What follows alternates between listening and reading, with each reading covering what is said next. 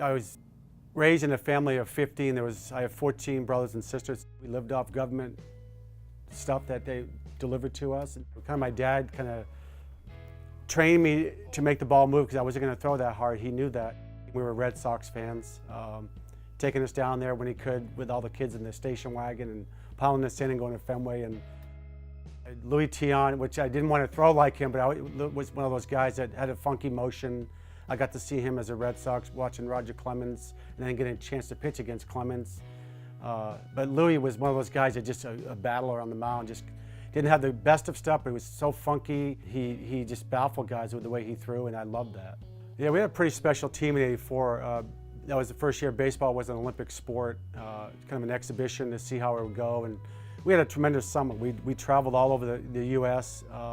Playing games and being a part of a team that I think we had 16 to 17 guys that made it to the big leagues either that year or the year after. And we won every game all summer, won every game in the Olympics till the final. And we had high-powered offense, as you said, with McGuire. We had Will Clark, Barry Larkin. We had Hall of Famers on that team, and it was pretty special to be part of it.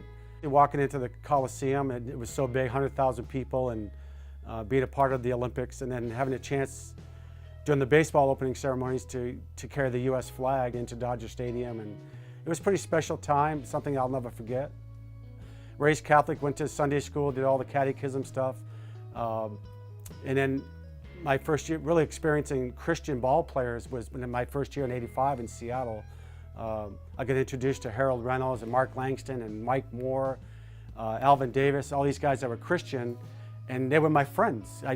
We gravitated to each other, and I wasn't a Christian. I hadn't accepted Christ until 1996. I was with the Rockies, and I went to a PAO conference, which was in San Diego. It's a professional athletes outreach for athletes and their wives, and my wife Michelle and I had gone to it, and I accepted Christ that night. A bunch of ball players, we sat in the bedroom and prayed, and I was going through a bunch of surgeries I had gone through with the Rockies, and I was at a point where I was trying to, as much as I could, to get on the field and to play the game, and I just realized that life's a little bit bigger than what I'm trying to do with my shoulder and stay in this game, and then after that I felt great in '98. I actually had a pretty decent year. The ERA was high, but and then I got released in that spring training. You know what? I was content. I had done it. God gave me the gift to throw the baseball, and I knew that. And when I got released, they said, "Oh, you have a chance to maybe go with the Red Sox, AAA." I'm like, you know what? I've had enough. I've had a good career.